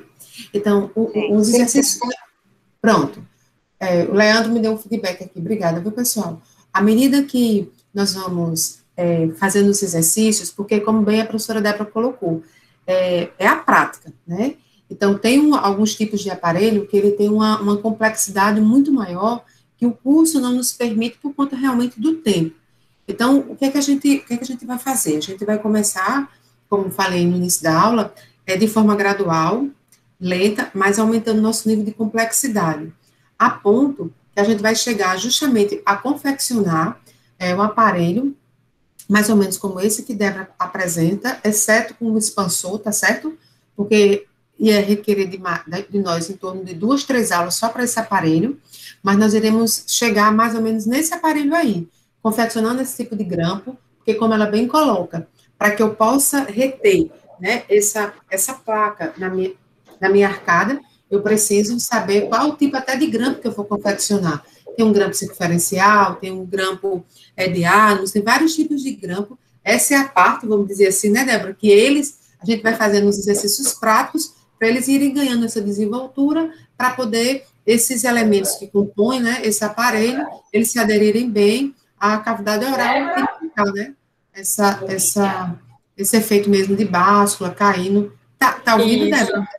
Estou escutando. Você está me escutando agora? Sim. Pode ficar à vontade, viu, Débora? Certo. Vamos dando continuidade aqui, porque a minha internet caiu aqui. Então, vocês estão conseguindo ver aí a minha tela? Os slides? Perfeito. Pronto. Qualquer coisa, vocês me sinalizam de novo, tá bem? Então, vamos lá. Então, como eu falei, o acrílico é importante, a adaptação dele na boca, tá certo? Então, assim, não pode estar ultrapassando, assim, dentes também, porque aí eu não vou conseguir encaixar quando eu for colocar na boca do paciente. Então, tem que realmente acompanhar esse rebordo do dente, rebordo da gengiva, para, quando eu for colocar no paciente, eu conseguir encaixar. E eu vou ter o auxílio dos grampos, né, que é para ajudar a reter, prender aos dentes, certo? Eu vou falar um pouquinho mais rapidamente, porque... Dá licença, professora, uma pergunta. Esses arcos, né, que vão em volta do acrílico, quando você manda pro técnico, o modelo, você delinea, você marca isso tudo para a gente fazer? Não, o arco é feito acompanhando esses dentes. Não, sim, não eu falo tem... assim, você vai mandar o modelo, correto? Certo. Mas como a gente vai saber por onde que tem que passar todos esses fios para encontrar o acrílico? Você vai ser desenhado no modelo? Como é que é? Geralmente é na altura do canino que faz essa voltinha. Tem uma alça que geralmente a gente divide o canino em 3. Aí, em 2/3 do canino, a gente confecciona essa alça e aí faz essa retenção para buscar o acrílico. Como vocês podem ver aqui, ó. Vocês conseguem ver a seta aqui do mouse? Onde é que eu tô? Sim. Pronto. Aqui essa alça geralmente fica na altura dos caninos. E aí eu faço lá essa dobrinha. E aí, quando ela volta, ela já vem com esse fio já para chegar no acrílico, certo? Uhum. Tudo bem? Certo. Geralmente é nessa posição que a gente encaixa a alcinha. É um padrão, certo? Certo. Bom? Então, essa estabilidade, como a gente tão bem reforçou aqui, é importante para que o meu paciente colabore no uso, né? Ele não vai conseguir usar se o aparelho estiver machucando, se estiver caindo, se estiver desconfortável para ele. Então, é super importante que a gente tenha essa boa adaptação do aparelhinho, tá bom? Deixa eu passar aqui.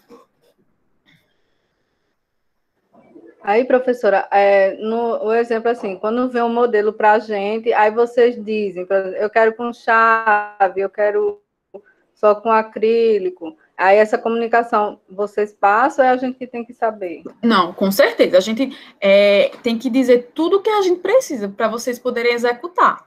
Né? Eu quero que faça o corpo acrílico, quero que coloque um parafuso, quero que coloque a alça assim na altura do canino. Às vezes, até no próprio modelinho de gesso, eu consigo desenhar, né? Eu mando aqui, ó, vou mandar o modelo cru de gesso, mas quando eu preciso que tenha alguma mola, alguma alça, eu posso desenhar no próprio modelinho, que aí vocês vão seguir o que está lá no modelo, entendeu?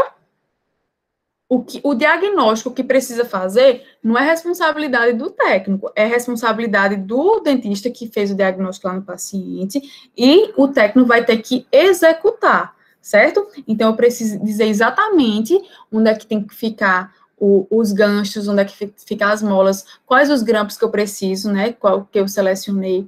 Eu posso já dizer, tem alguns que, à medida que quando você for trabalhando com aquele ortodontista, você já vai sabendo mais ou menos como ele gosta, que grampos ele gosta de utilizar. Então, assim, isso vai facilitando.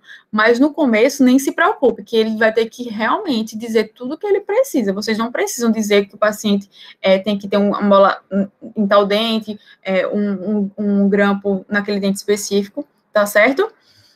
Algumas coisas são padrão, por exemplo, como a colega perguntou, a respeito dessa alça, como é que ele sabe que momento vai se prender ao acrílico? Geralmente a gente padroniza como sendo no caninho. Então, assim, regra geral, é uma coisa que já vai ficar meio que estabelecida. Mas outros acessórios que a gente precise, uma vez que o aparelhinho é personalizado para um paciente, a gente vai ter que realmente dizer tudo para que vocês possam executar, tá certo? Eu acho que fugi um pouquinho meus slides aqui. Tá aparecendo para vocês? Não, tá não. Eu acho. Deixa eu só fechar aqui, abrir novamente. Acho que deu uma travadinha aqui para a apresentação. Deixa eu só abrir aqui novamente. Só um minutinho, pessoal. Podem ir perguntando se alguém ficou com alguma dúvida em relação a algum aparelho, só enquanto eu abro aqui novamente a apresentação. Professora, tem outra pergunta.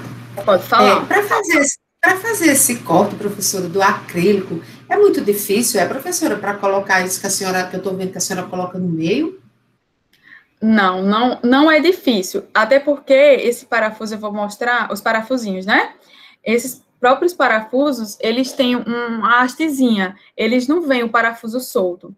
Então, o próprio parafuso já vem com uma hastezinha, daí eu vou prender, né, lá no acrílico, vou fazer o corte onde eu preciso, geralmente nessa altura lá bem no meio, bem centrado na região da sutura, e aí depois que eu acrilizar, eu tenho condições de remover essa hastezinha, que vai me dar estabilidade enquanto o acrílico ainda não tomou a presa.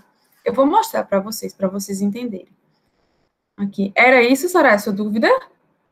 Isso. É porque é algo que eu noto, toda vez que eu não apresento os aparelhos, como é que faz, né? Então, eles ficam muito com essa dúvida, aquela ansiedade do corte. O ideal mesmo é a gente terminar uma aula dessa, que a gente está mostrando várias coisas, vários aparelhinhos, a gente sentar e fazer, né? Para entender realmente. Mas, com certeza, vocês vão ter, né, esse momento de aula prática, que Deus quiser vai ser logo, certo? E aí vocês vão entender exatamente como confecciona esses grampinhos. Geralmente, a gente confecciona todos os grampos, todos os acessórios, né? E aí vai prendendo lá no modelinho de gesso. Por último, a gente faz a parte da acrilização. Coloca lá o acrílico, até o acrílico tomar presa, né? Aí depois a gente solta aquelas ceras de apoio, certo? Aí vai fazendo a parte de acabamento, vai fazendo a parte de polimento, vai enfeitando o aparelhinho, porque a gente, geralmente, esses aparelhinhos é para um público infantil, então, os técnicos são bem criativos com relação a isso. Uma que trabalha comigo, cada vez ela inova alguma coisa, ela lança lá os personagens, eu sei todos do desenho, porque ela coloca todos lá no... É uma característica bem dela, né? Ela gosta sempre de aparelhos bem coloridos, com desenhos, com glitter, né? Então, assim, vai muito da personalidade de cada profissional para confeccionar, mas abusem da criatividade de vocês, que vocês vão deixando uma marca de vocês, uma assinatura de vocês nos aparelhinhos. É bem legal quando trabalha essa forma. Professora, uma pergunta. Então, cada grampo tem um nome específico, né? Para a gente poder entender, isso. né? Cada grampo tem um nome específico. Eu estou tentando abrir aqui minha aula, mas eu acho que travou meu PowerPoint. Estou tentando aqui abrir novamente. Certo?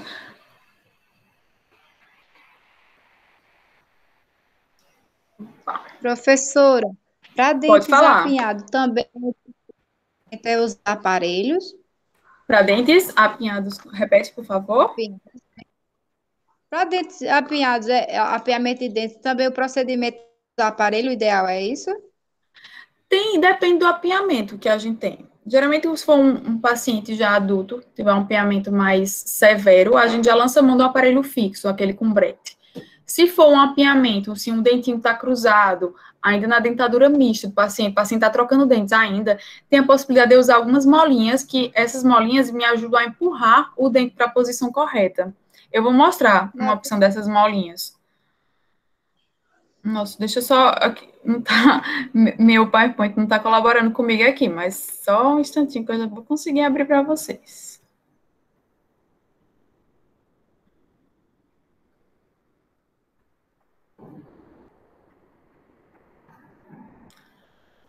Eu vou fazer o seguinte, eu vou sair daqui da tela, tá certo? Soraya, me dá 2 minutinhos aí, porque realmente eu não estou conseguindo colocar a aula de volta.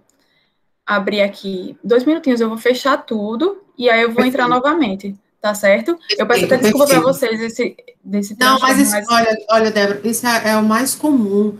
E, assim, essas internets, dependendo até do lugar que a gente esteja, pode ficar à vontade. Sempre que você sai e volta, eu vou conversando aqui também com eles, tá certo? Tá, rapidinho eu já volto. Tá? A gente vai aprender, né, que os aparelhos, ele tem algumas partes, né?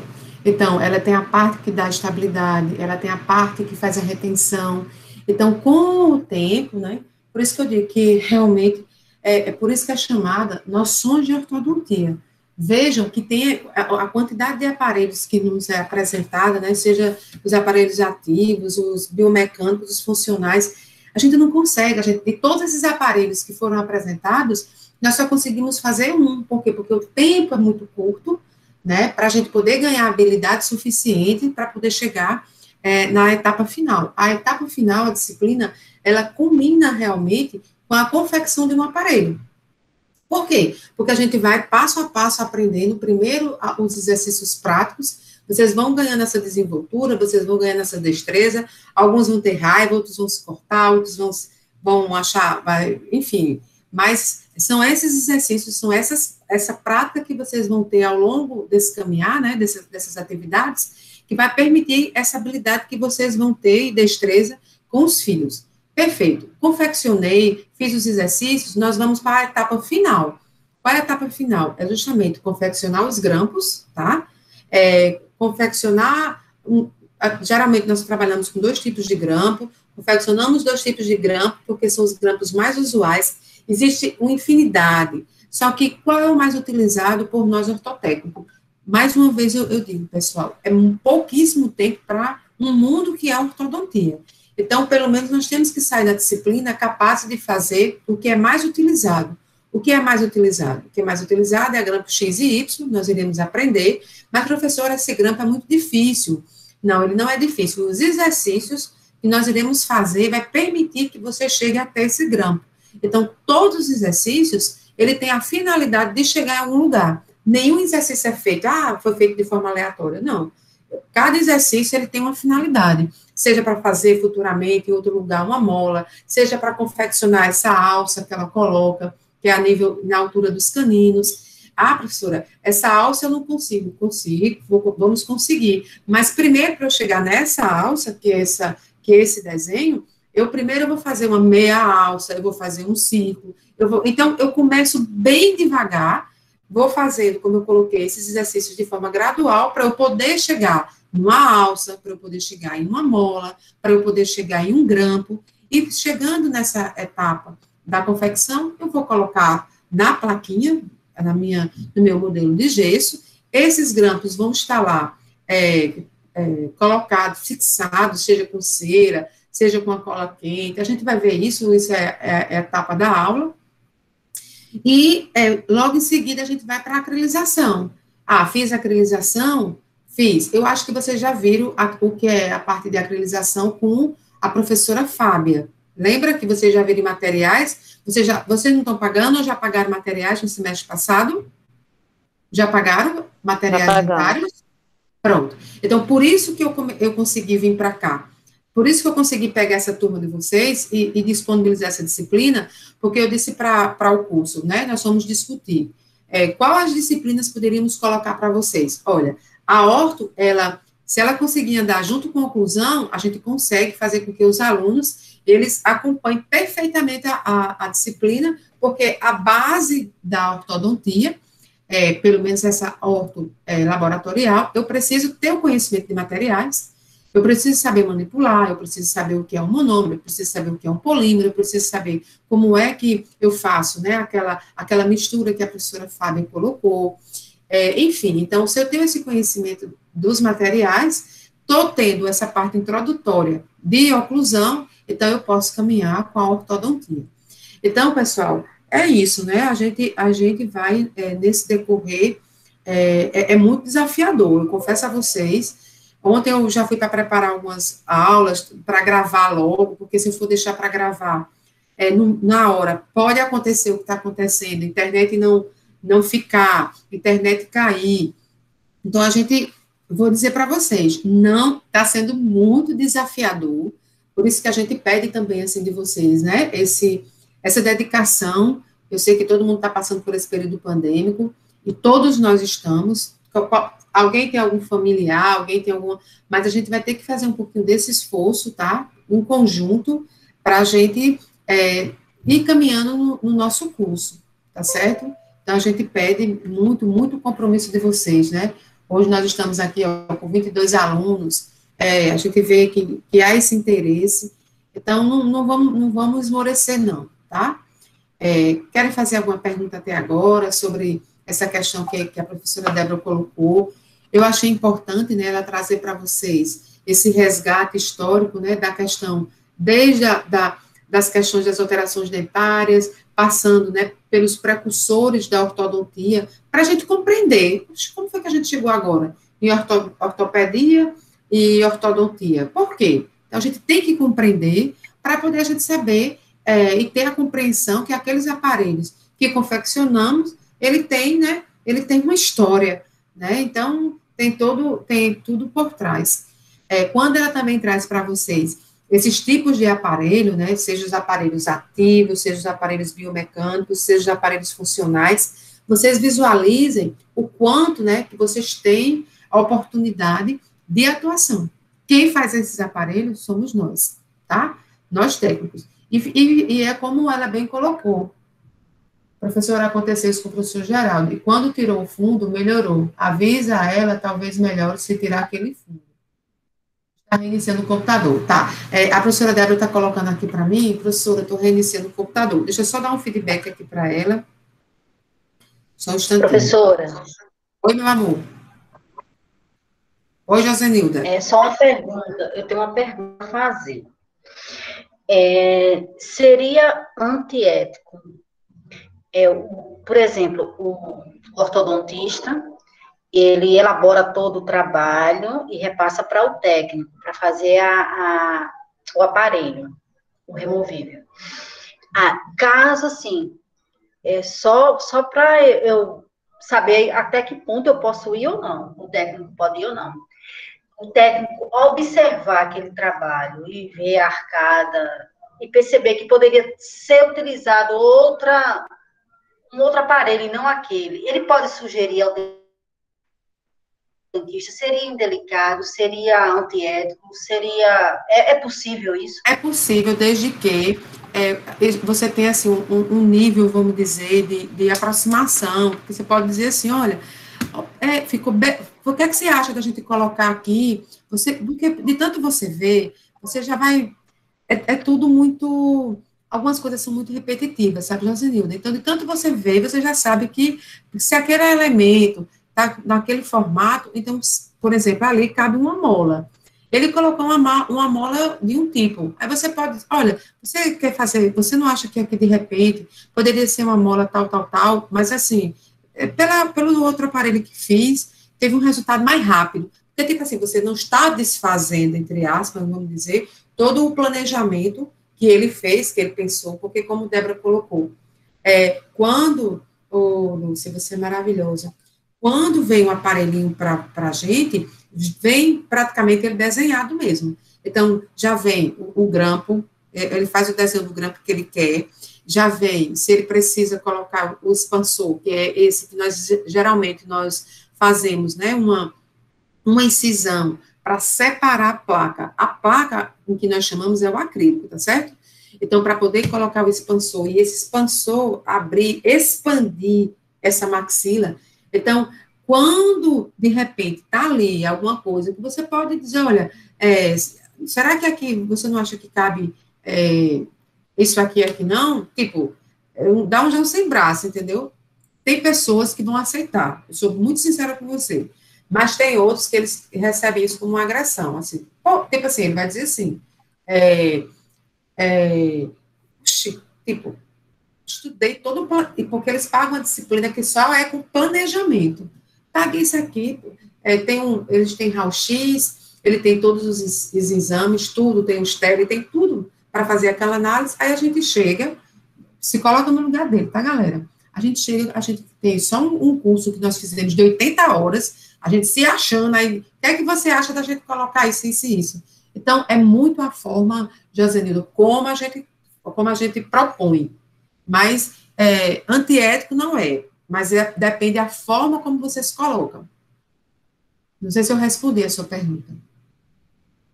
Respondeu sim, obrigada. E aí, pessoal, o que é que vocês estão achando, assim, vocês estão vendo, assim, o quanto que eu acho bonito mesmo, assim, né, a oportunidade de formação que vocês têm dentro da ortodontia e que vocês, dentro do curso, muitos de vocês não conseguem deslumbrar e visualizar o quão simples esses aparelhos se vocês fizerem os abençoados exercícios, certo? Então, se você conseguir fazer, gente, diante de Deus, se conseguir fazer os exercícios, vocês conseguem fazer aqueles aparelhos, por incrível que pareça. Todos aqueles aparelhos, porque todos os exercícios, eles caminham para aqueles aparelhos. É só tipo, eu vou ter que acomodar o superior com o inferior, eu vou ter que fazer uma solda, que é juntar aquele metal com outro metal.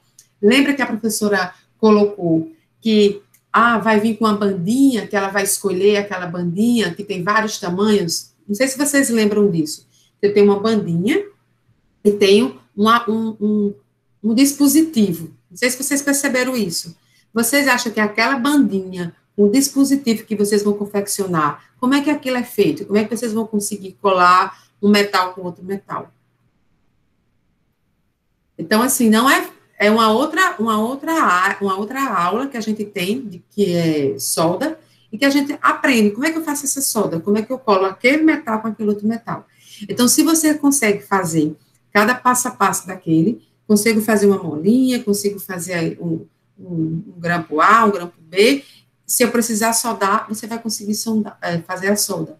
Então, não espere, e também não quero criar uma expectativa, eu vou conseguir fazer aquele aparelho, vai ser top. Não é assim que funciona, tá? Não é assim que funciona. Como eu disse, os exercícios e a prática de vocês é que vai dizer se vocês vão conseguir ou não. Eu vou dar o caminho, e vocês vão dizer se vocês querem, vai gostar, não vai gostar, ou vai ser uma disciplina que, tipo, Ave Maria, detestei a professora Soraya, a professora Débora, a professora Geraldo, super gente boa, mas a disciplina não me identifiquei. Vai acontecer também aqui nessa turma, tá? Por quê? Porque também, não vou mentir, não é fácil trabalhar com esse manuseio desses grampos. Não é fácil, desses exercícios, mas não é impossível. É tudo destreza, tudo habilidade, tudo ato de repetição. De tanto você repetir, a gente vai conseguir fazer isso com muita tranquilidade, tá certo? Eu vou fazer aqui um parêntese, eu vou até parar aqui um pouquinho, enquanto a Débora não entra, tá? Essa era uma pergunta. Aqui em João Pessoa, tem